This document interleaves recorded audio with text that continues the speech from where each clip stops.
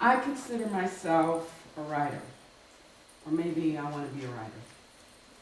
Or really, I do want to be a writer.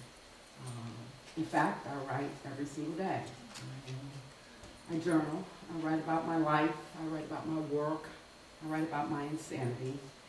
And my husband says, then, in fact, you are a writer, because writers write.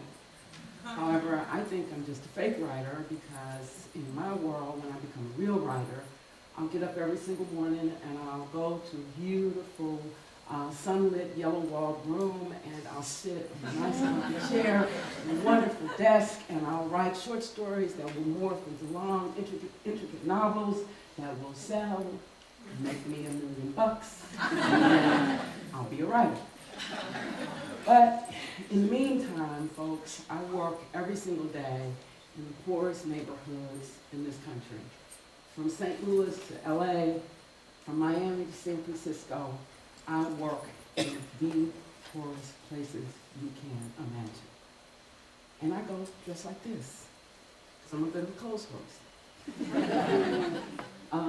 I tromp through desperate, desolate, wrecked neighborhoods in these clothes. Most times when I get there, the people who are there have no idea why I'm there. They really don't get it. They think I don't get it. They think I don't understand the hood. They think I don't understand them. In order to do our work, we have to work with folks who've got money, bankers, investors. They look at me. They see me in these clothes. They're equally confused. They don't know what is really up here. She's going over there. Maybe this will work. Maybe it won't work.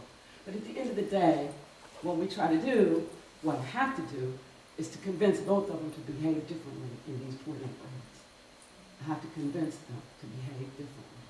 So I'm here tonight to try to share with you a few ideas, some low-hanging fruit about what it takes to help poor children and families.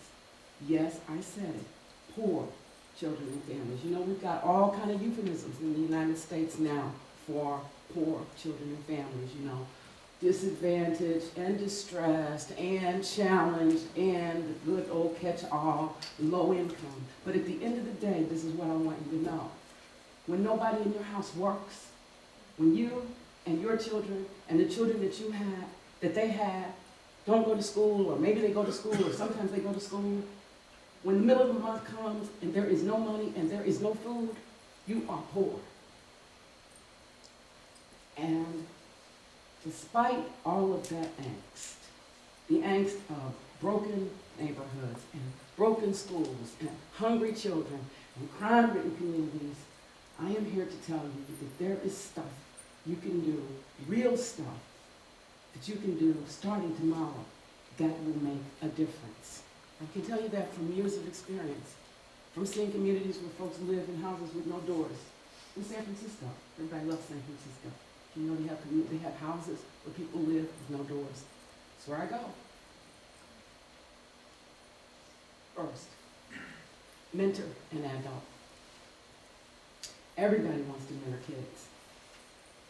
And kids need mentoring. And poor kids frequently need significantly more mentoring.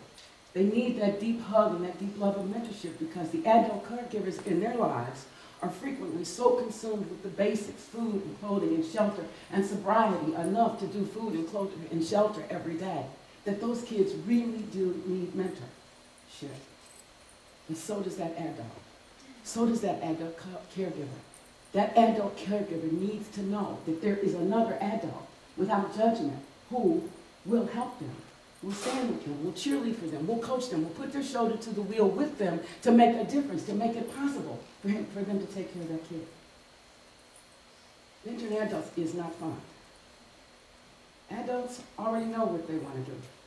They already know what mistakes they've made. Many of them are willing to make the mistakes again. But at the end of the day, save an adult, save a kid. Adults are not fetching. They don't provide the compelling cocktail conversation stories of what all you did to help them. But mentor an adult. I'm mentoring an adult right now, just finishing up the mentorship of an adult. 25-year-old woman. She's got 3 birth children, and she's adopted her boyfriend's child. She has the generosity of spirit to do it. We just helped her get a job. She lost her driver's license because she didn't have her car properly insured, she didn't pay her ticket, she didn't show up in court. It's a common phenomenon.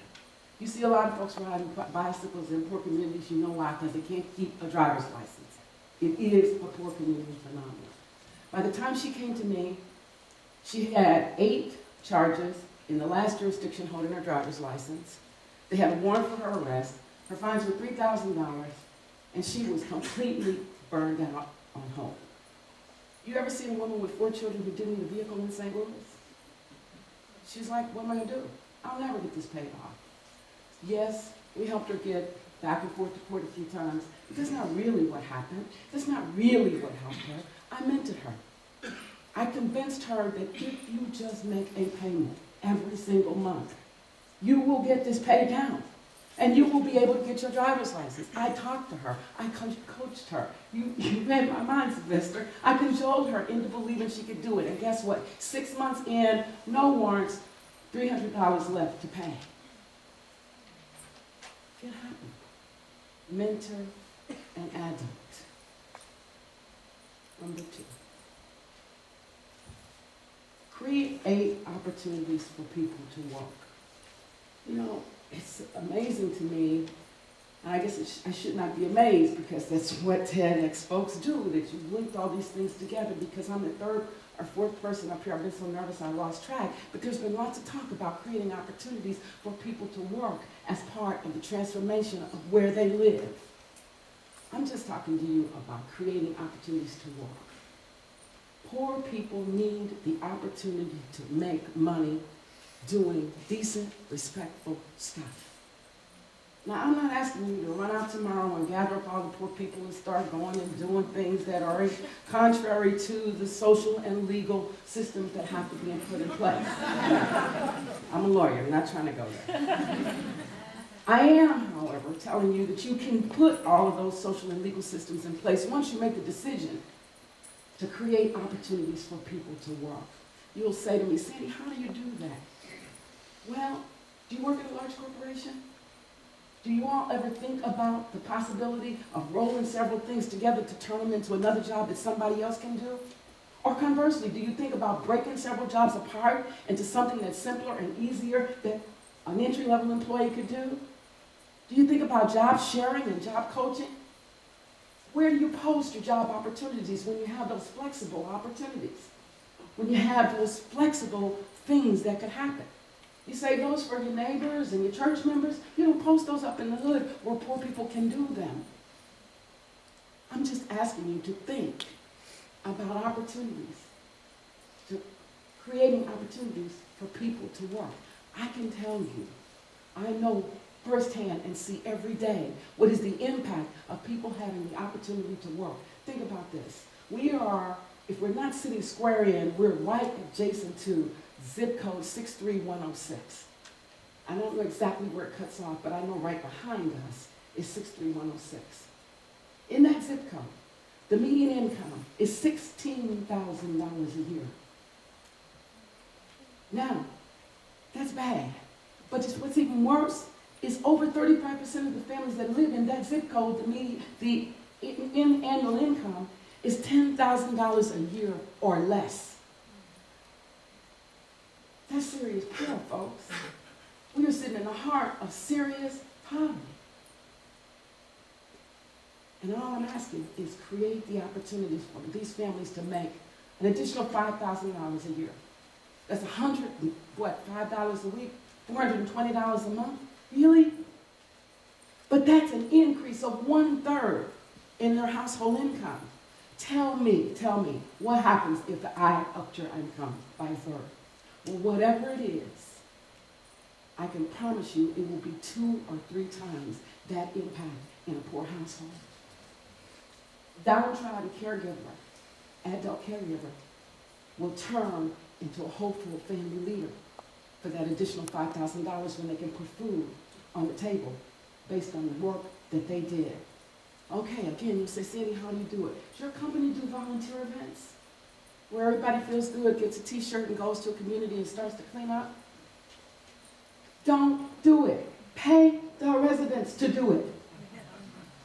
Pay them a stipend to do it. some small portion of your hourly salary would be enough for a man or a woman in their own community with a stipend on your community day to make some money to get closer to that $5,000. And I promise you, you'll still feel good. Create opportunities for adults to work, poor people to work. You can do it. Talk to the leaders at your company.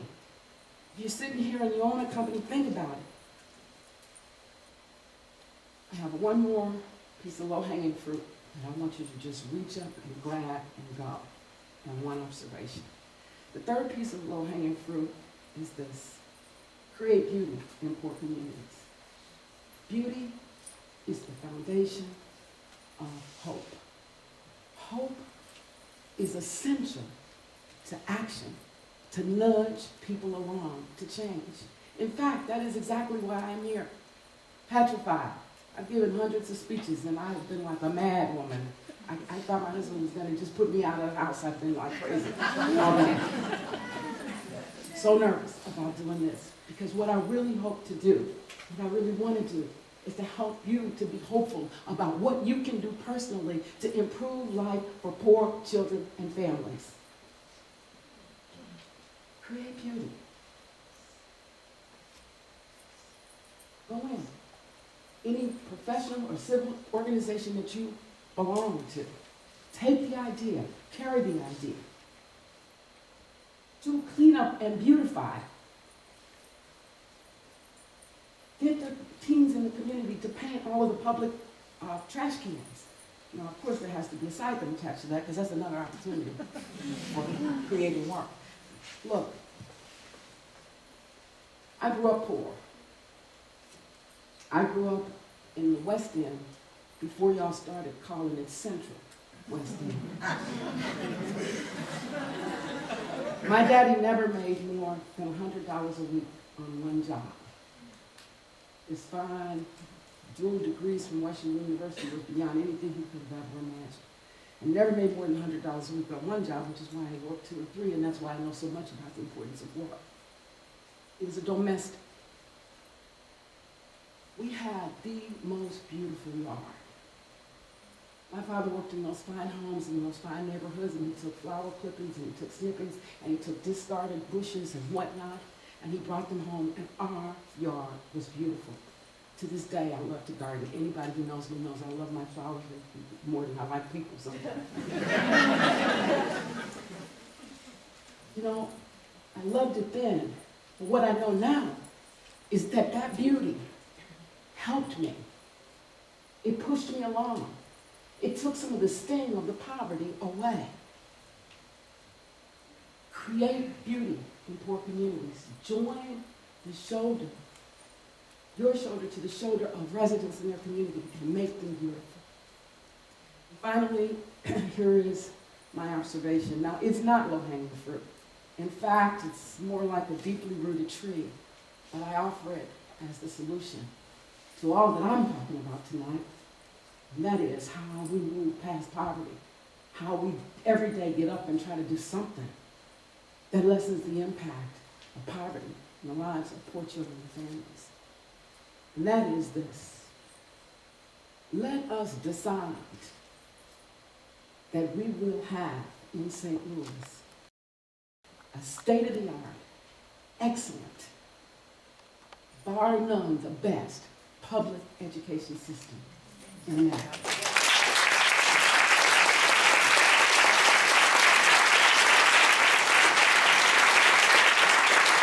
Because that's the key, right?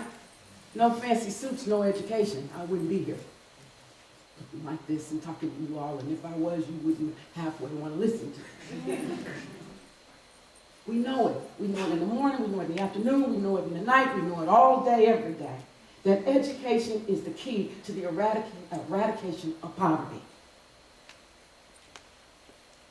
The slaves knew it in the 1850s, when at the risk of death, they took their children and walked down to the river and put them in a boat and rowed them out into the middle of the Mississippi River so that they could go to school on the Beacham Freedom School boat in the middle of the Mississippi.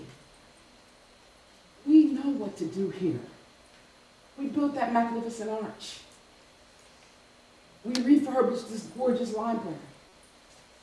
We're now building the pathway to sinking a highway and building an access road. Who ever heard of such? We even taxed ourselves to do that. It's a matter of will, not skill. So, I'm asking you today to think about some of this stuff just a little bit differently. Snatch the low-hanging fruit. But most of all, let's have the will to get the hard thing done. Let's go.